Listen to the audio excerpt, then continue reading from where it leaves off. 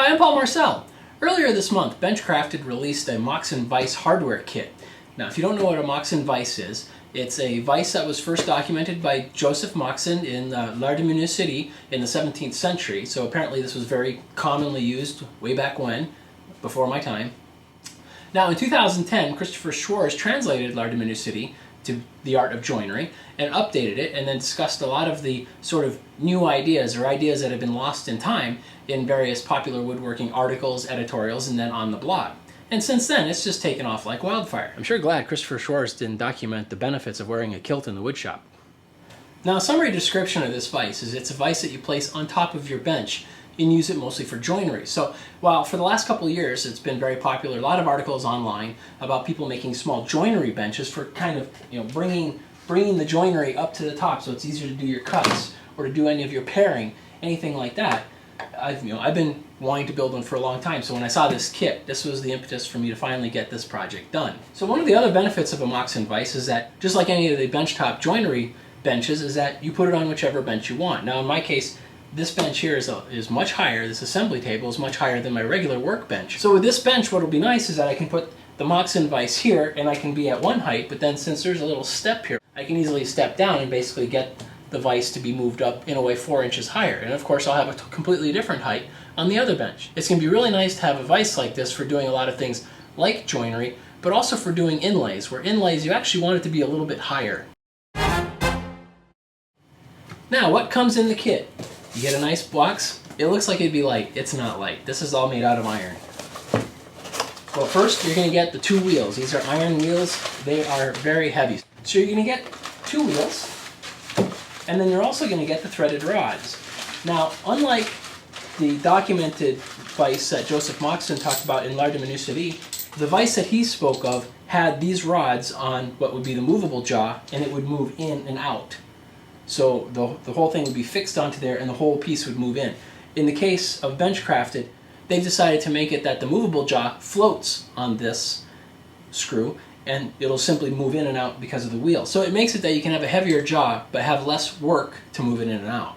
Now the kit also includes a large bag of suede, because the fully assembled version of the Moxon vise that you can also order from Benchcrafted comes with suede lined chops. So they give you enough here to do basically the same size unit that they sell, the full size one, which is about 36 inches wide by 5 inches tall.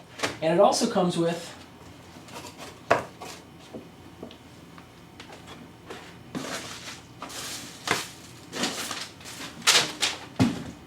no instructions. Now the vise itself, if you've seen Jamil's video, it's pretty easy to see how you're going to put it together. But of course there's always going to be some numbers that you're going to want to see, how big to make some of the mortises and such. So the instructions are actually online on the Benchcrafted site. Now on the site you're going to find that there's a PDF that actually describes some of the history of the Moxon vise, what the original one looks like, as well as what theirs looks like if you buy the fully assembled kit. But then there are some other options in here described. Like this one here is more of the joinery bench style, where the vise comes up and then there's a bench top that comes off the back like a table. So by having the kit, you can very much customize what you want. Then it goes down to having some full plates that have measurements and everything of the vise that they make. So at least you have some good numbers to start with. The goal of this podcast is to show you the process of building this joinery bench and some of its benefits. Plus I have a number of accessories that I'm making for this joinery bench that I'll show you how to build and show you how they're useful at the end. So if you already have a small joinery bench, or if you're making a Moxon vise or buying one, you'll know how to make some modifications if you like any of these ideas. Now to build this kit, what you need is you're going to need some 8/4 maple. So they said to get a piece for the back chop and one for the front chop. So I went and I picked up 2. I thought I'd make it kind of big so I could work on some full-size doors. The other thing you're going to need is you're going to need some spray-on contact cement. You can use this or any of the brush-on contact cements. That's for applying the suede to the chops. And then you're also going to need sort of like Tri-Flow, which is a bicycle chain lubricant.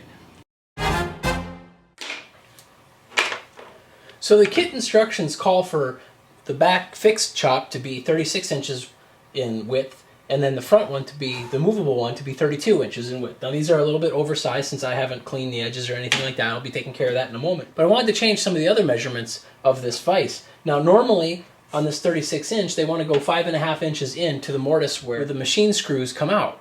Now what that means is that you're only going to have about 5 inches on this edge. Now I have a number of accessories planned that are actually going to take advantage of sort of an open edge, an edge that's really fast to slide pieces in. So if you're doing drawers, you can just flip the board and slide it right back in, as opposed to having to feed it through the middle.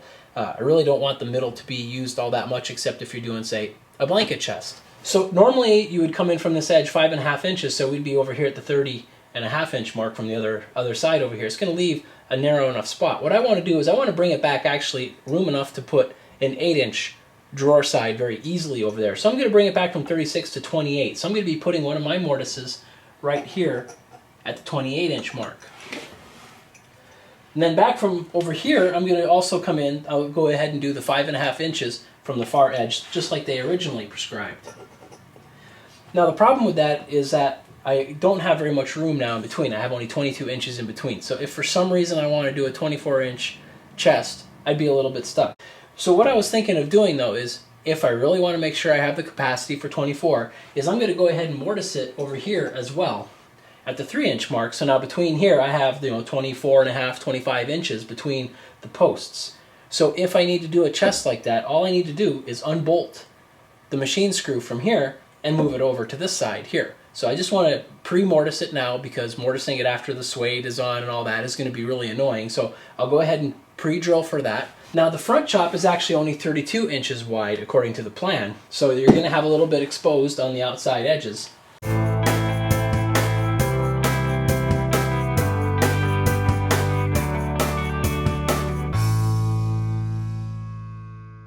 What we need to do is we need to drill 2 3/4-inch holes into this back, actually 3 because of the way we can move the pin. And then this front one, they need to be 2 elongated holes. So we'll drill this and then we'll mortise the holes for the nuts.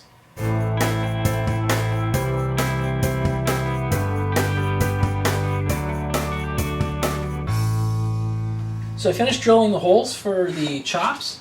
This is the rear chop, so the holes are actually 3/4-inch holes for these screws, and these are exact size because we're going to be actually bolting this on there. This is where it's the fixed portion. So I'm actually going to be mortising a hole for this nut in the front. We'll be doing that in a moment.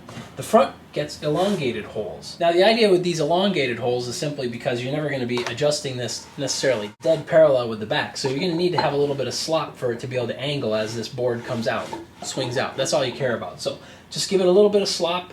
Try keeping the holes to the same height so at least you don't have a dip or anything like that, and you'll be just fine.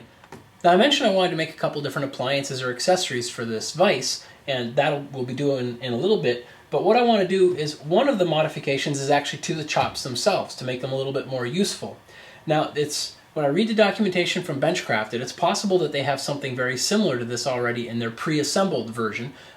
Unfortunately, the pictures in the documentation aren't explicitly clear to know, but what I would like to do is take an idea from like the DJ1. And what it is are a set of grooves. So if you were to look at the side here, you can see that on the single one here, there's a V groove here, a fairly wide one, and then here's a much more narrow V groove.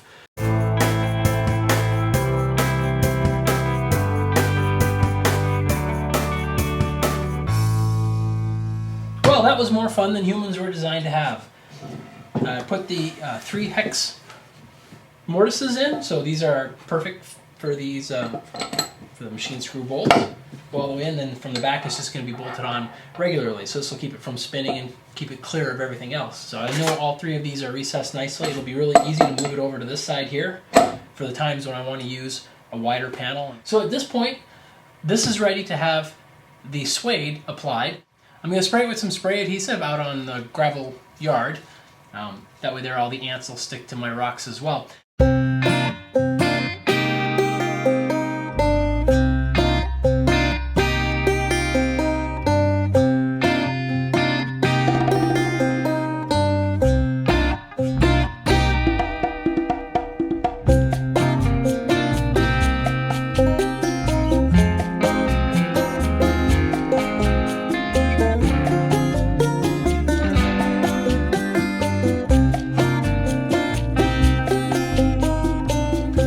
So I got the suede all attached. It's just a matter of spraying the spray adhesive on both surfaces. One thing I wanted to mention, I also have water-based contact cement, and I usually use that actually instead of this. This one here, it's weird. As soon as the spray comes out, all the hairs on my arms stand up. You probably didn't need to know that. But what I wanted to use about this is I thought, well, using this leather, if I get the water-based one, it might absorb too much and actually make sort of sticky or hard patches on the top. So that's why I went with this one here. This has got everything evil in it except water. Now, I think I mentioned earlier that the suede was for both surfaces. It's actually only for the movable chop. Now for cutting out these holes, that was going to be a little bit on the tricky side, but what I did is I have a marking knife that has a really long blade on it, and that actually worked really well from the backside. Just kept on going, you know, make a bunch of different passes until you work your way through. This suede is actually pretty thick. So now if you're a vegetarian, feel free not to use the suede. Go ahead and line it with tomatoes.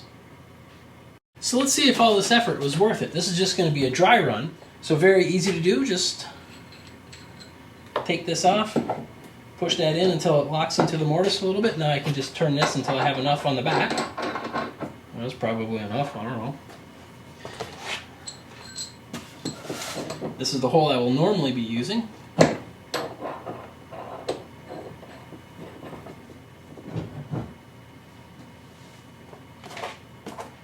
Then they have washers here for the contact point with the infamous metal hand wheels. Wow, let's just go on perfectly. Oh, you gotta do this. This is like Jamil's demonstration.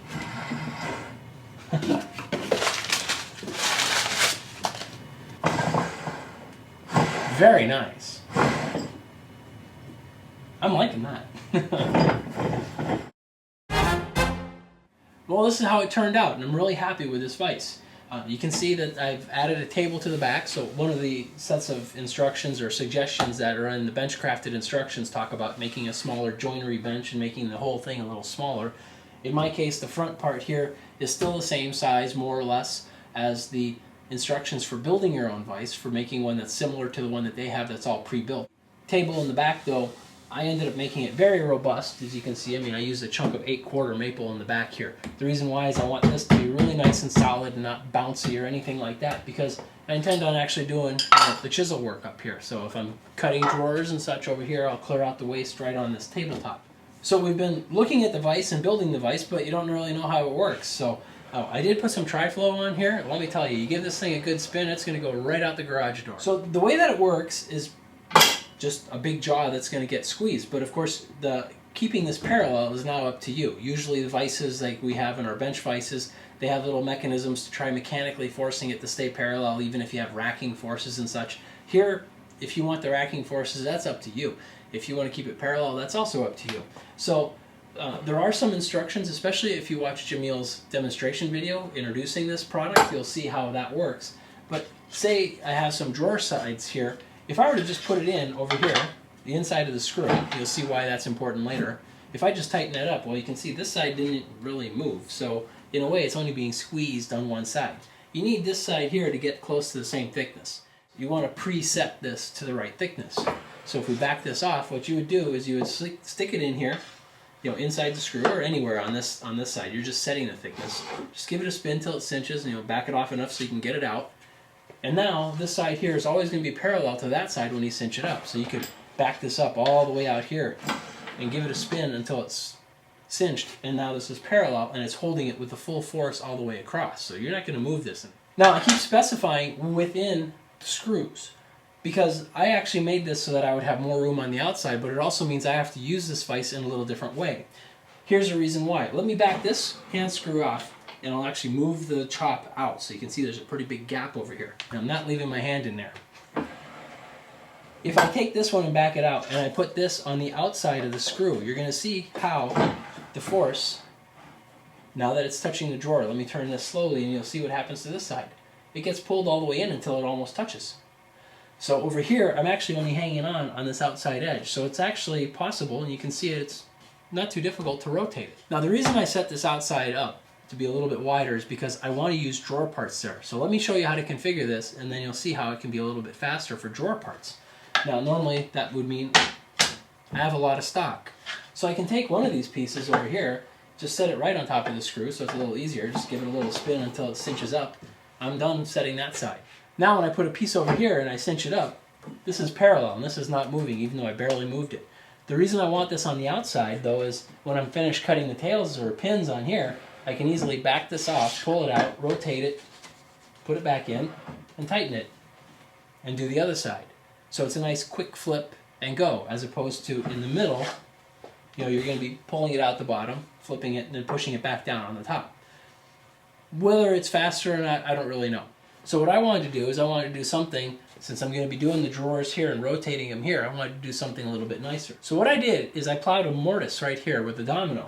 So I took the domino, I took the pin to the edge here, and then I took a square, placed it in the vise, now that it's in place, while pushing the pin to this side here and then backing it up to get it square to here. Now I can place the mortise, and I know that it's going to be, you know, perpendicular to this face. So I plowed a pretty deep mortise, and it was on the half-width setting, so it's got a little bit of slop on there for me. And then I can make little jigs, like this jig. So this is just a simple jig. All it is just a squared piece of wood. But I put a domino in here so that I can put it in here, insert it into the hole, and stick it all the way down.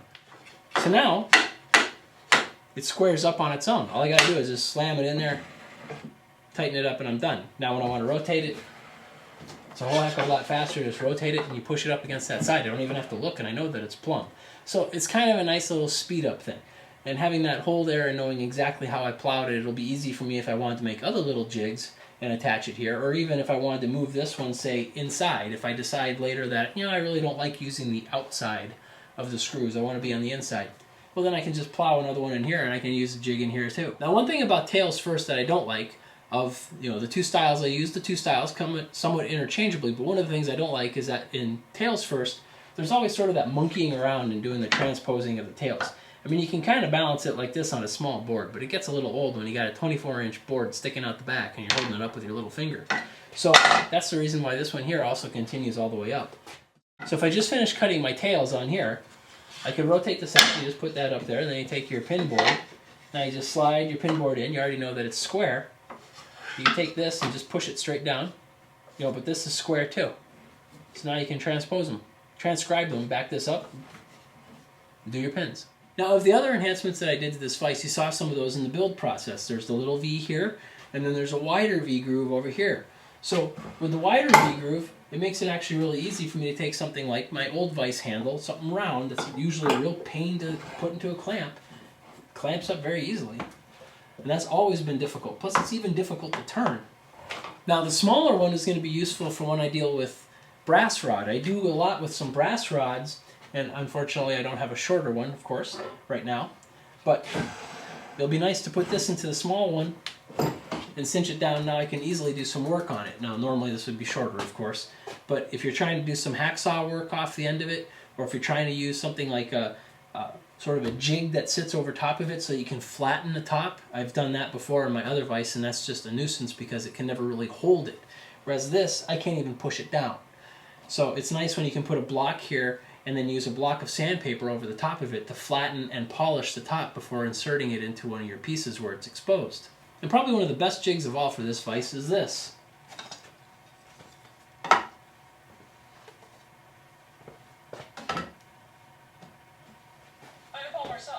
Well, the next phase of my vanity project is to turn this stack of drawer parts into drawers. And look for my scribe line in this lovely line. Okay, so let me review how those first